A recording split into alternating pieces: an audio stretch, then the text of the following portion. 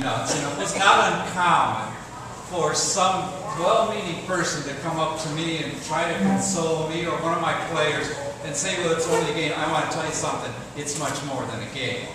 The friendships, relationships, camaraderie that can be developed during a season or seasons is so very special. And that again became very apparent as I talked to the inductees this evening. Again and again, they were so careful to give credit to parents, to their coaches, to teammates, to other people that we know nothing about. But the game is so much more. Impressions are made, lifetime memories are forever etched right in the minds of people. And as Coach Schaefer, who was not able to be here tonight, but he told me he would be here in spirit. Coach Schaefer said the difference between a teacher and a coach is that in us, in coaching, we laugh and cry together with our players and with other coaches. We go through the highlights and we go through the disappointments together. I might add along with that statement that the missing person that many people forget about are those wives and husbands of coaches.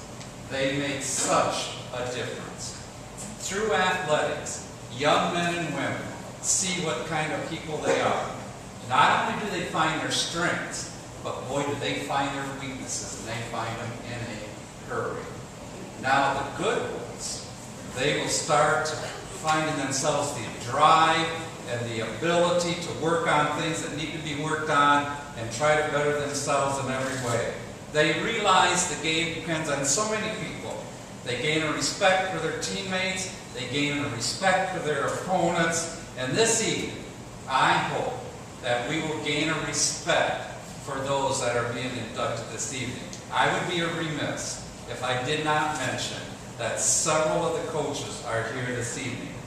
These men and women touched the lives in so many ways. You know, the Bible is very clear. It says we reap what we sow. The hard work these coaches that come back in ways that we don't even have an idea and don't have the time to go over. But let me assure you, coaches, that the respect and admiration of these men and women is so very special. Coaches, thank you so much. One note of congratulations, and it should go to Coach John Kent Vanderkavee. He is back there. He will be starting his 21st year as head coach of the boys team this Sunday.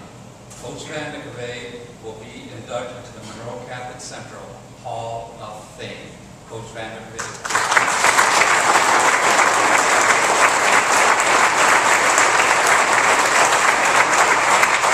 One of the things we have a tendency to forget is what people have done before us. And that is not a good thing. So for this reason, we're going to start going all the way back this evening to the graduating class of 1937.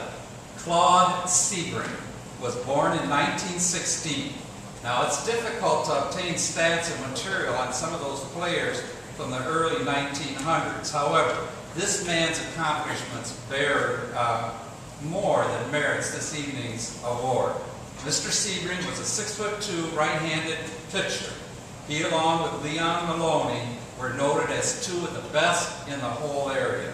Although reporting of these games was sporadic, the following, most of it was found by Arnie Phillips in the Blissfield Advance. Now listen, please, to some of the adjectives used to describe this man.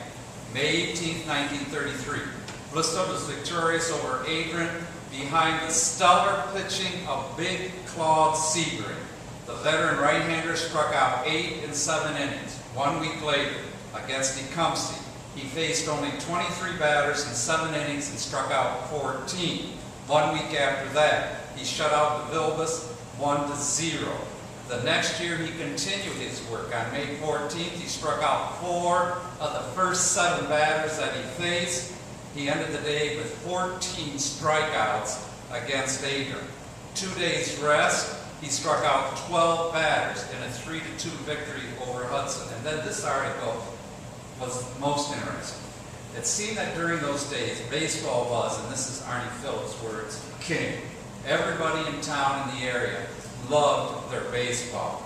In his last high school game, it was reported by the Blissfield Advance that 3,000 fans filled what is now Ellis Park to watch Sebring pitch his last game, a scoreless win against Toledo Wade in what was called the Spring Classic Tournament. Here's the quote. This is from the Advance. Sebring stood like a Trojan on a field of victory after he had thrown a 7-inning, one-hitter, striking out 17 batters. It was then on his way to the pros and semi-pro baseball. He played for Williams Oil, which was out of Adrian, and then he played for the Toledo Scales. And while in 1940, when he was playing for the Toledo Scales, he was approached by the Detroit Tigers and given an opportunity to try out with 150 other people in Beaumont, Texas. They chose 11. He was one of the 11. And he was assigned to the Mud Hens in Tiffin, not Toledo, Tiffin, the Tiffin Mud Hens. There he had 15 wins against 10 defeats.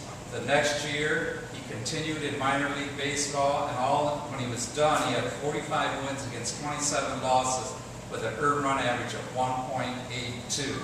And then, as with so many of the guys at this time, he was drafted for combat in World War II. He served in the Army, doing duty in the European theater. The story is told that at this time the Tigers needed a pitcher, and it came down between Claude Sebring and a young man by the name of Hal Newhouser, the Hall of Fame Hal Newhouser.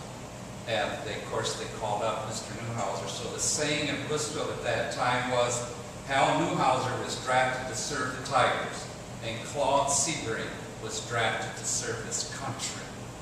After the war, he went to Toledo and played for a couple teams. He would get $20 for a win, $15 if he lost. He did this for a year. And then they retired from baseball and moved to Tecumseh. Many times when working on a man's history, you come across some pretty interesting stories. It seemed that in his minor league days, his roommate was Hal Newhouser. And one evening, Hal needed some money for that evening's meal, so Claude loaned him the money. Well, then right away, Hal got called up to the Tigers and was never able to pay him back. So the story goes that Hal Newhouser has an unpaid debt to Claude Sebring.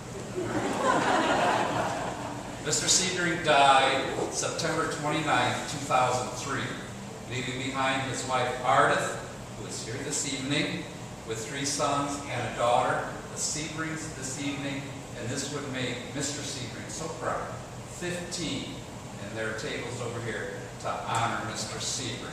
They also gave up the school. This picture of 1934, Mr. Sebring is right down here. I will put this over here. It is really interesting to look at that picture. Tonight, to accept his award is Mrs. Ardith Sebring.